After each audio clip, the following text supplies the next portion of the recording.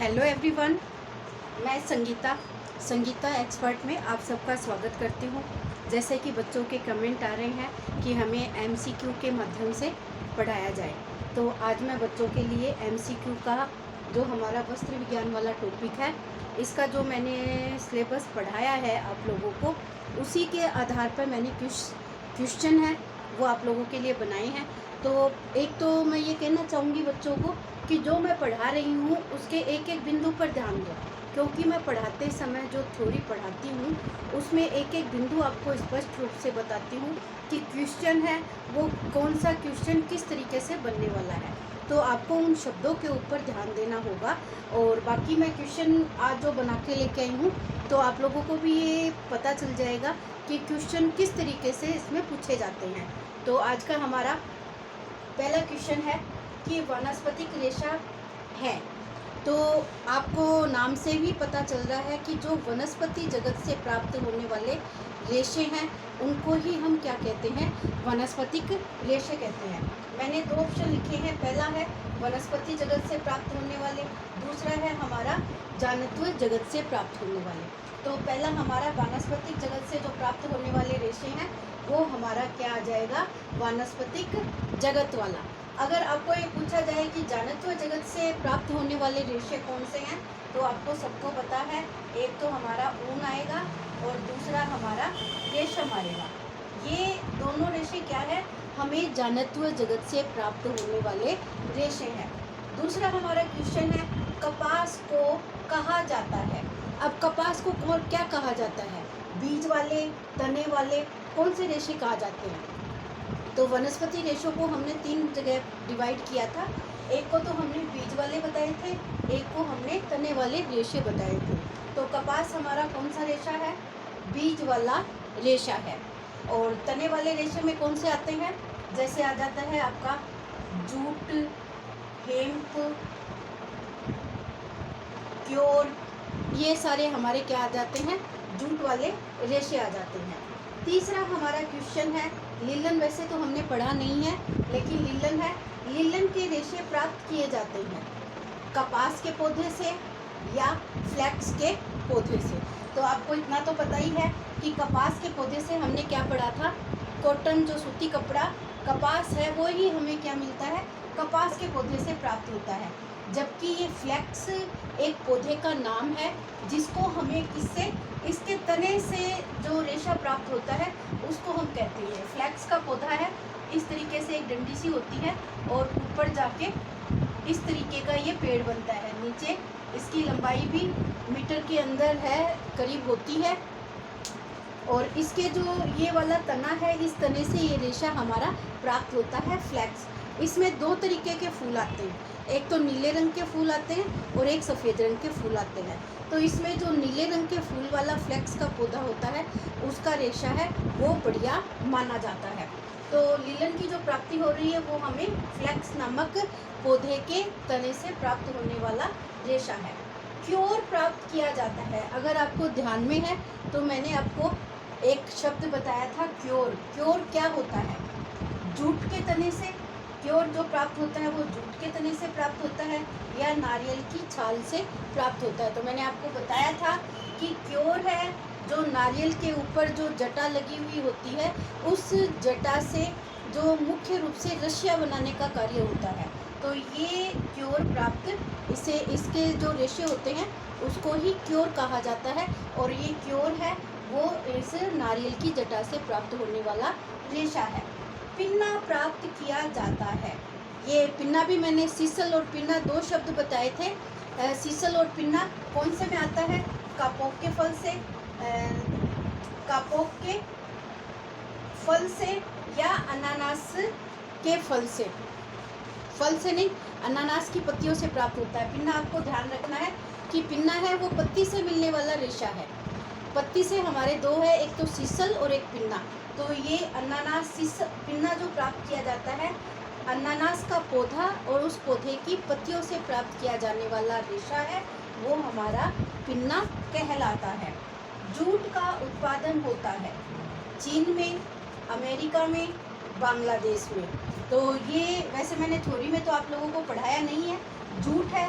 ये हमारा तने से प्राप्त होने वाला रेशा है, तो इसको इस तरीके से भी पूछा जा सकता है। चीन का आपको पता है, चीन का मैंने आप लोगों को पढ़ाया था कि चीन में हमारा रेशम का उत्पादन होता है। और अमेरिका है, अभी अमेरिका की हिस्ट्री हमारी बाकी है, आगे के क्वेश्चन में मैं इसके बारे में आपको अभी नहीं बता रही हूँ। और बांग्लादेश बचा है, तो बांग्लादेश के अंदर क्या होता है, हमारा जूट का उत्पादन है वो सर्वाधिक उत्पादन होता है, इसीलिए बांग्लादेश को किसका उत्पादक देश माना जाता है, जूट का उत्पादक देश माना जाता है। रेशम के रेशे प्राप्त किए जाते हैं, सबको पता है रेशम के कीड़े से या जानवरों से। तो रेशम जानवरों से प्राप्त होने वाला रेशे में आता है, लेकिन इसके क्या होते हैं, रेशम के कीड़े से प्राप्त होते हैं, उस कीड़े को कहा जाता है बोम्बेक्स मोरी। तो ये भी पूछ लेते हैं इसका जो गोंद कौन सा होता है या इसमें प्रोटीन कौन सा पाया जाता है। तो दोनों मैंने आप लोगों को क्वेश्चन बहुत अच्छे से बता रखे हैं, रटवा रखे हैं, तो आप लोगों को ध्यान कर लेना है। आप कमेंट में आप मेरे को ये बताना कि जो रेशम के रेशे से जो प्राप्त होने वाला प्रोटीन है, प्रोटीन का क्या नाम है, और साथ में आपको उससे प्राप्त होने वाले गोंद का क्या नाम है। तो ये दोनों में कन्फ्यूज़न रहता है, इसीलिए आपको ये बताना है कि सेरेसिन मोम है या प्रोटीन है, या जो आपका रेशम के कीड़े से प्राप्त होने वाला फाइब्रिन है वो प्रोटीन में आता है या गोंद में आता है। तो दोनों आपको ध्यान करके कमेंट में मेरे को ये बता देना। आगे है एस्बेस्टस के रेशे प्राप्त किए जाते हैं। ये मैंने आपको वर्गीकरण बताया था, उस टाइम पे बताया था कि एस्बेस्टस क्या होता है। एस्बेस्टस के रेशे पाए जाते हैं, चट्टानों में पाए जाते हैं या पौधों में पाया जाता है। तो ये हमारे किस में पाए जाते हैं, चट्टानों में पाया जाता है। सोना चांदी ये हमने पढ़ा था, खनिज रेशे, तो ये खनिज एस्बेस्टस है, वो खनिज रेशों के अंतर्गत आता है, और ये खनिज रेशे हैं वो चट्टानों से हमें प्राप्त होने वाला रेशा है। आगे है सबसे अधिक प्रत्यास्था पाई जाती है। ये प्रत्यास्था शब्द मैंने आपको विशेषताएं बताई थी, तब बहुत अच्छे से बताया था कि कपड़े को खींचने पर ये खींच जाता है और छोड़ने पर ये वापस अपनी पूर्व आकृति में आ जाता है। तो ये गुण सबसे ज़्यादा किस में है और सबसे कम किस में है, दोनों क्वेश्चन आपके बनते हैं। तो यहाँ पे प्रश्न क्या है कि सबसे अधिक प्रत्यास्था होती है किस में होती है। सबसे अधिक प्रत्यास्था है आपके रेशम के रेशे में या ऊन के रेशे में। तो मैंने आपको इन दोनों में कंपैरिजन करके बताया था कि रेशम के रेशों में भी प्रत्यास्था होती है, लेकिन ऊन से कम होती है। तो इसका मतलब सबसे ज़्यादा प्रत्यास्था है वो किस में मिलती है, ऊन में मिलती है। और यही शब्द अगर कॉटन के लिए आए तो प्रश्न इस तरीके से भी बनता है कि कॉटन के अंतर्गत सलवटे पड़ने का कारण क्या है। अभी 2018 के जो फर्स्ट ग्रेड का पेपर हुआ था तो उसके अंदर ये क्वेश्चन आया था कि जो कॉटन कपड़ों में सिलवटें पड़ती है तो उसका कारण क्या है। उसका कारण ये प्रत्यास्था है, क्योंकि कॉटन कपड़े में प्रत्यास्था है वो सर्वाधिक अभाव देखा गया है। सभी प्राकृतिक रेशों में सबसे सुंदर, लंबा, हल्का, आकर्षक रेशा कौन सा है। तो ये भी मैंने आप लोगों को बहुत अच्छे से समझाया है कि रेशम का रेशा है वो सबसे अधिक हल्का होता है, सबसे सुंदर होता है, सबसे आकर्षक होता है और सबसे ज़्यादा चमकीला रेशा होता है। इसकी हमें चमक भी कम करनी पड़ती है और रेशम के रेशों को जैसे इसको हल्का होने की वजह से इसमें भार भी देना पड़ता है।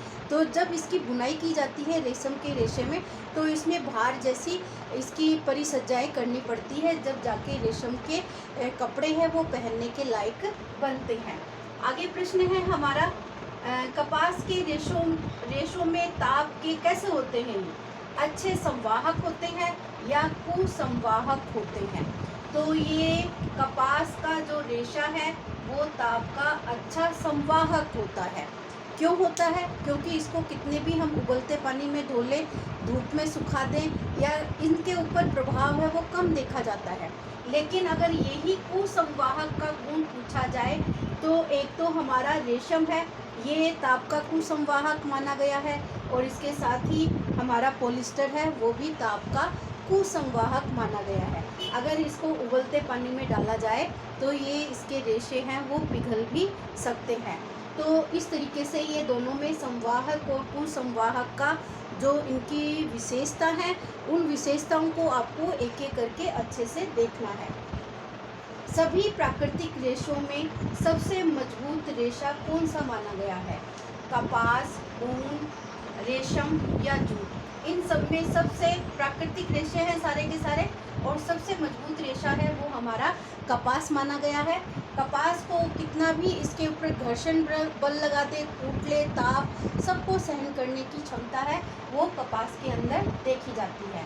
कपास के रेशे के जलने पर इसकी जो गंध होती है वो कैसी होती है, इसकी राख होती है वो कैसी होती है। तो हमें एक एक ये अग्नि परीक्षण है वो सभी तरीके के वस्त्रों के ऊपर करना है, सूती पर भी, ऊनी पर भी, रेशमी पे, लिलन पे, सब पे करना है।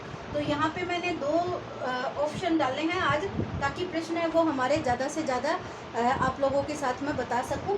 तो इसमें एक तो डाली है मैंने बाल जलने की गंध आती है, और दूसरा बताया है कागज़ के जलने की गंध आती है। तो कॉटन कपड़े को जब आप जलाओगे तो इसमें कागज़ के जलने की जैसी गंध आती है।